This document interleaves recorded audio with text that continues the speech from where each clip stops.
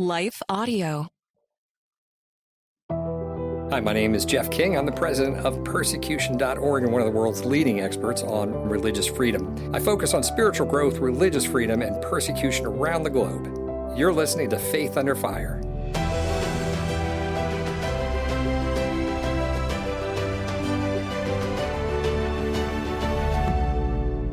All right, well, welcome back to Faith Under Fire. I'm Jeff King. I'm the president of the International Christian Concern. And with me today is Dave Paschane. He's a mental health expert, got his PhD, and he's worked in the field for forever. Go back and check last week's show. It should be last week's show. If you haven't, that's going to give you a whole lot of introduction to this subject. But Dave, welcome back. And for anybody who didn't see the first show, tell us who you are. I'm David Paschane, and I'm a researcher in the health systems here in the United States, primarily those that are guided by government policy. And so my work has largely been about the psychological health in the population and how different systems influence that. All right. And again, the context today is connection between mental health and a biblical worldview and mental health in, let's say, an atheistic or secular worldview. We're going to compare and contrast and talk about what's going on and implications and how do we fix it. And Dave, the first thing, we're going to lump a whole bunch of things together. It's really, they're all variations on a theme, but it's nihilism, fancy term for meaning there's no meaning to life. It's all meaninglessness, and that leads to all kinds of despair. And then there's atheism, and then there's materialism. Materialism is kind of a scientific viewpoint. It's a variation of the same. There's no greater meaning. There's no God. There's only what is and material things. And then there's secularism. So living out a life of non-faith. And then there's biblical worldview. Okay, so those are the things we're going to be contrasting today. And I'll just throw out a really big question. What do we find in terms of mental health with these two, let's call them two belief systems? Just comment on that. What are you noticing? What do you see? What's the literature out there? Yeah, it's striking, the patterns that we're seeing. And I think we're moving to a point where we are going to be able to wrap our arms around all the evidence and start making sense of it. Wow. Some writers have started to make general comments about the role of one's spiritual life, that is the connection to God. But a lot of the problem has been just the terminology, like how do you name something? And sometimes the researcher is in a faith and sometimes they're not in a faith. And so they have different ways of spinning it and thinking about it. Yeah. And then our effort at doing research is always a little bumpy because you have how much control do you have over the study? How much of it's just natural observations in groups of people, right? But we start to take all that research together, and I think at this point we're looking at well over 400, maybe 600 studies in different levels have pointed generally in the exact same direction. Sometimes it's modest, sometimes it's very strong. But what they're seeing, these either their correlations or their long-term indications, is that if individuals live life with some kind of positive spiritual meaning, that is affecting not only how they see themselves, but also how they relate to other people, it has these positive outcomes. It either protects them from anxiety, depression over time, or protects them from suicide. That's kind of like, the prevention aspect. But generally, it builds up that resilience and that ability to handle bad events and be able to get through life well. And I don't point it out just because it's a health issue. It is a health issue, but it's also a whole person issue. It's like what makes that person a human being is the ability to thrive, to be whole, to overcome obstacles, to deal with, events, stressors, or in your case, persecution, right? And I think it's amazing how much the evidence keeps pointing the same direction. And so what we'll do as scientists is that we'll look at what we call meta-analysis. We'll look at all the findings from a group of studies that are similar. So we'll group up like those studies that use spiritual religious protocols in therapy, or those that identify positive sort of religious experiences like, praying or, taking communion or going to attending church, all those kind of little indicators, right? And they just keep pointing in the right direction, towards the benefits. Some writers have argued that this is such a public health strength that it should be the highest priority in all research, because it keeps telling us the same story, that there are these amazing benefits. Now, when people try to break it down and find the mechanisms, right, it's a little challenging because you're dealing with people at different parts of their lives and stages of life. We're starting to reach the age where we lose more friends, to death. And we start to think about that, and the existential questions come up, right?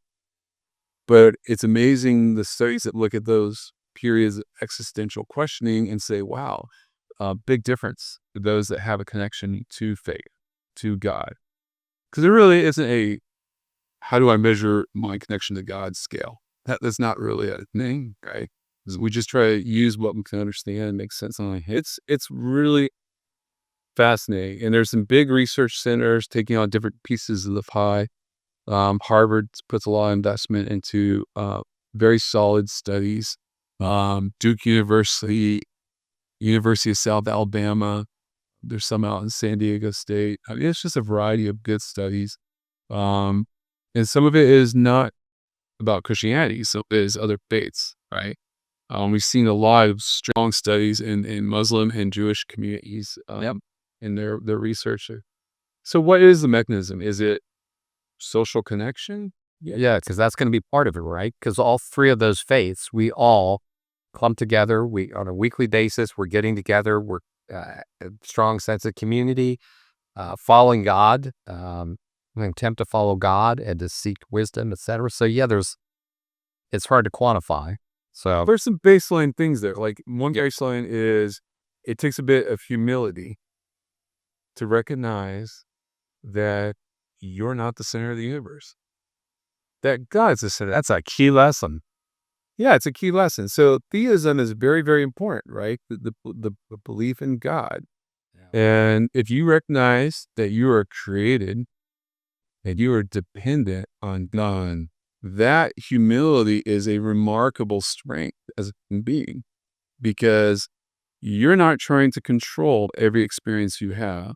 You're not trying to control the people around you. You're recognizing that there's more power than just human beings. Yeah. That has usually another baseline, I think, effect has to do with the community connections. And we talked about this in our previous show. Yeah. That, having meaningful exchanges and sharing each other's burdens and having a sharing of what the good and the bad is of life strengthens us as individuals. It helps us build resilience. And the opposite being isolation, right? And you can isolate yourself, as we mentioned before, through different means. It could be on your phone, right? The algorithms that drive you away from your community. So we saw some of that during COVID, and it's brought to everybody's attention. So the question of, who's my neighbor? How do I neighbor?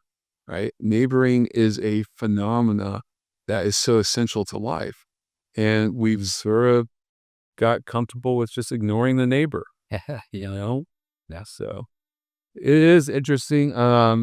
You mentioned nihilism. Nihilism has become so common, especially in youth, because they're in that period of life where life is questioned.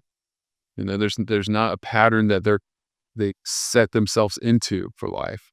They're willing to explore patterns.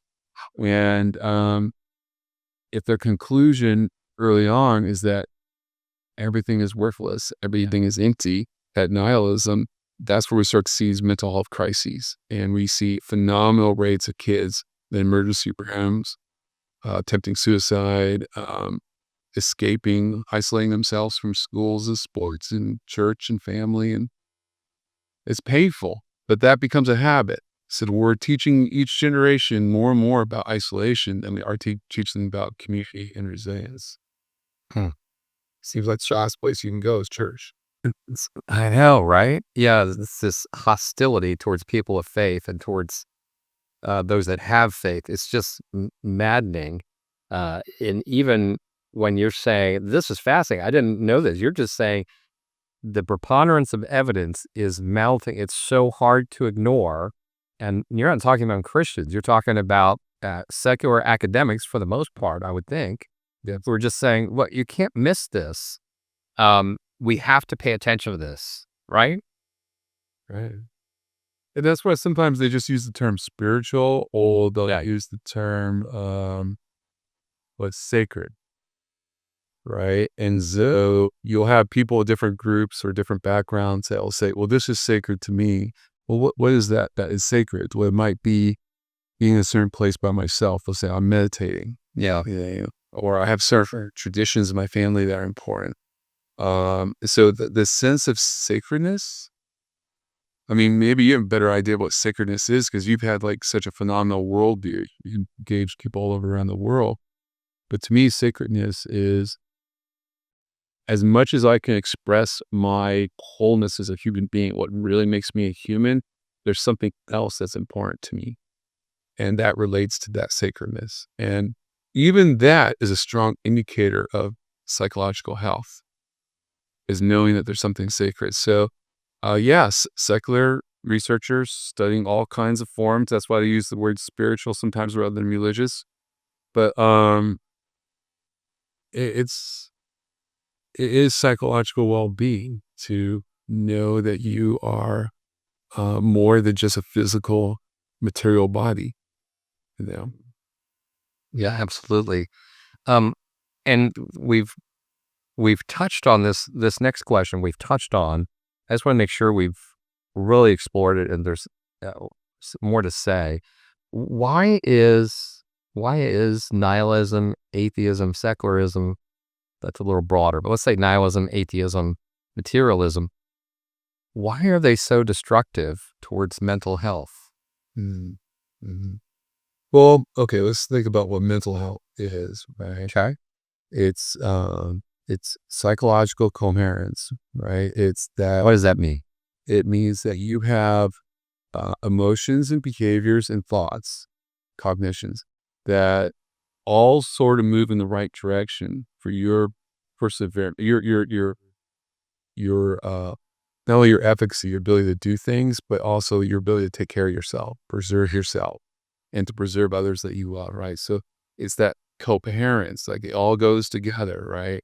We can break that down. It means that when you see an event or experience an event that causes a emotional, physical response, and you start thinking about it, the coherence is that I can understand it, I can manage it, and I know there's some meaning in it, right?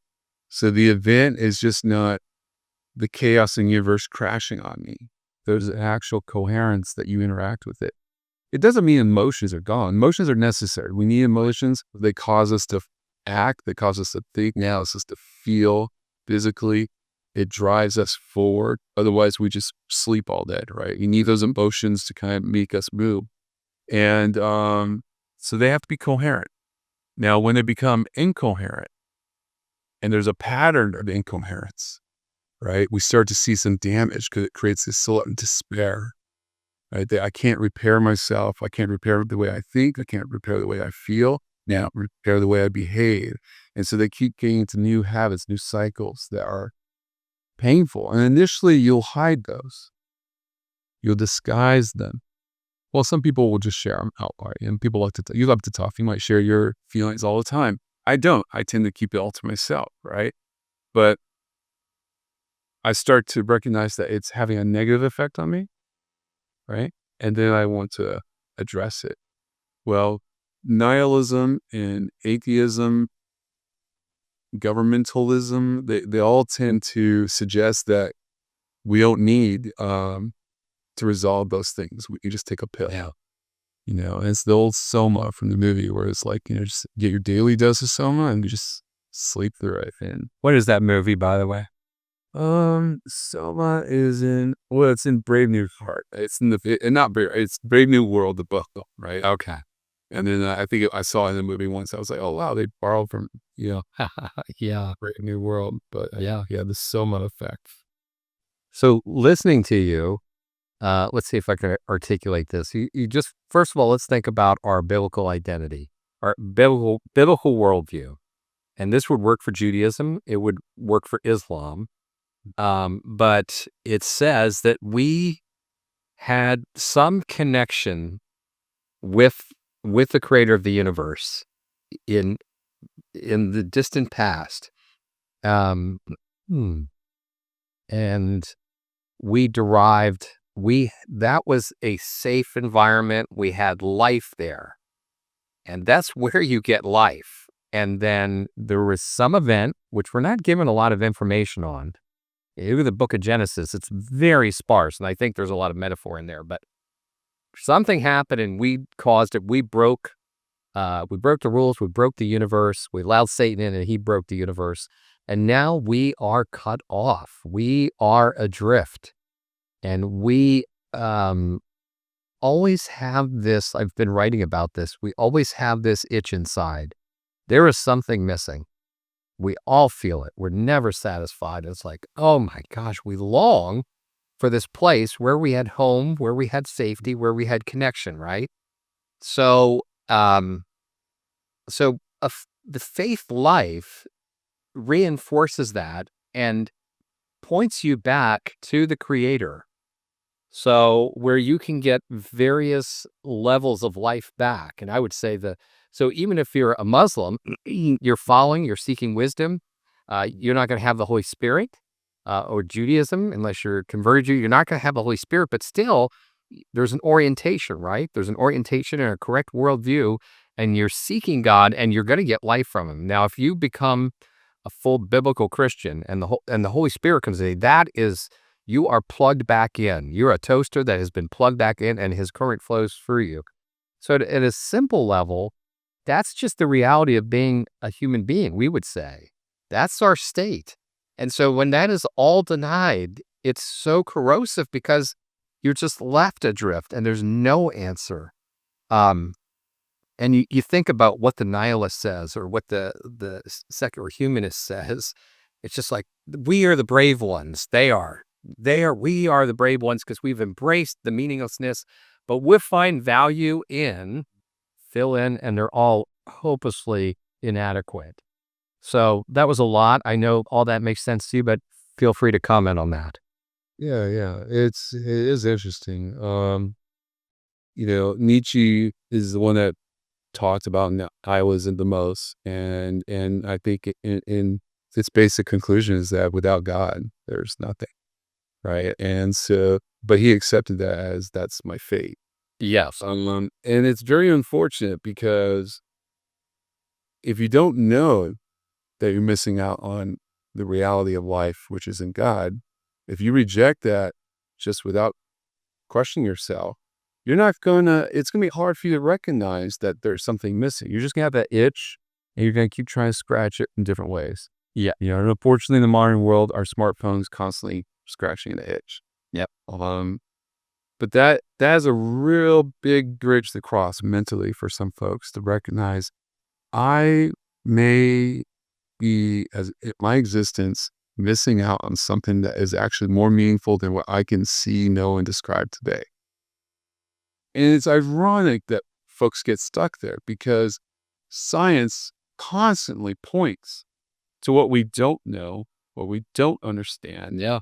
And that all processes seem to go back to an originator, a first cause, a balancer of existence. Science can't make life and it can't keep life going. It's just sort of a descriptor process. We're going to describe what life is. But so it's unfortunate that folks will get stuck on one side of the bridge and never be willing to cross over and look seriously. Yeah. But I like this one analogy somebody used where they said, we were created in the image of God. And she said that it's like creating a glove. The glove is meant to be used with a hand in it, right? It has the ability to be filled with something. It's just not useful by itself.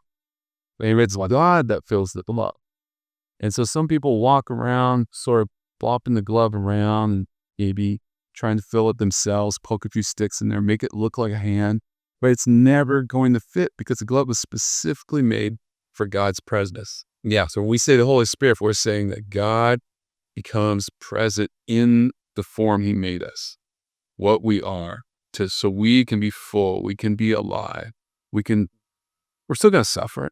We're still going to have hard emotions. We're still going to have all kinds of like bad decisions, but we now know this intimacy with God that couldn't be created any other way.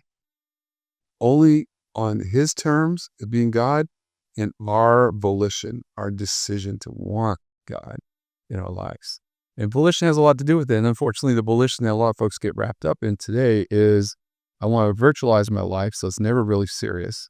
I want to archetype my life so somebody else is making decisions for me. And it's like, well, that's not life. Yeah. Those are like, that's death support. Or, Yeah. it keeps you going until you're dead. Yeah. And one of the studies, Dave, some of you referenced at Harvard, the long-range studies, Harvard and other places. What are the big ones that are like maybe the tip of the spear where there's just lots of data and it really points somewhere? What are they and what are they seeing? I can't help you on that right now because there's been several, but yeah. Um, or just comment on that preponderance of evidence that's just where the mental health system is moving forward and they're saying we can't miss this anymore. What are they surprised by? Well, what they've been able to do, they have the resources to do this well, is they keep longitudinal studies and they're able to look at the cause-effect relationships. Most studies can't do that. They're just describing, correlations, things have to mind. And so Harvard is invested in those like long-term relationships, looking at all the mechanisms that seem to be involved and to try to make sense of the causal relationships. Yeah. And I forget the guy's name that leads that, but he's done a great job illustrating that there are these mechanisms that are critical and they're very convincing in terms of the cause effect of being actively involved in a faith organization, be part of a congregation, how it is both a protective factor as a strengthening resilience, right? So you become more whole, more human in that experience than you would without it. And they're able to compare people over time. And it's very good research and it's helping a lot. Yeah, it sounds fascinating. And I'm going to put you on the spot here. What's a search people can run to get to these studies or to get to just this thing? See, this is fresh to me when you said this. That's just preponderance of evidence is really moving the industry in a direction where it's like, we can't ignore this anymore. What should people search for to do research into this? That's a good question. So usually the terms are spiritual, religious effects on health. And he find a lot of the studies. And if you want to read the studies, you just own the books. So usually there's a good write-up. I really wish I could remember his name, but there's another writer down at Duke University who was looking more at how we shape therapy, whether or not therapy integrating spiritual health. He works for the Department of Veterans Affairs. He's a psychiatrist. And he was looking at how important it is to address the spiritual health of somebody when you're looking at their mental health needs, because otherwise you're treating them like a machine. Yeah. And they're merely a machine with parts. And you never really are able to sustain that wellness, right? They didn't learn how to have efficacy and put themselves in the right position with God. They're just floating as a machine that decays. And it also affects the way we think about the diagnosis of what is the problem, right? Many times the problem is not just the anxiety, but it's the environment or the relationships that are reinforcing the anxiety, right? Mm-hmm. And that's why, they will spend time looking at what's in that person's life in terms of their faith and their connections to people. So it's really interesting. And it operates at a lot of different levels. It's at health systems, it's at government, it's in your local community, it's in the individual, the habits they have. They're all very relevant. Yeah. Well, that's it for today. Oh my gosh, I just so appreciate your time. It's absolutely fascinating. And you were telling me, you haven't done podcasts before. Yeah. So great job. This is really just a reflection of the discussions we have on this subject. That's why I knew it'd be great. I so enjoyed it. So thank you so much for your work and for your time. Thank you, Jeff. Life Audio.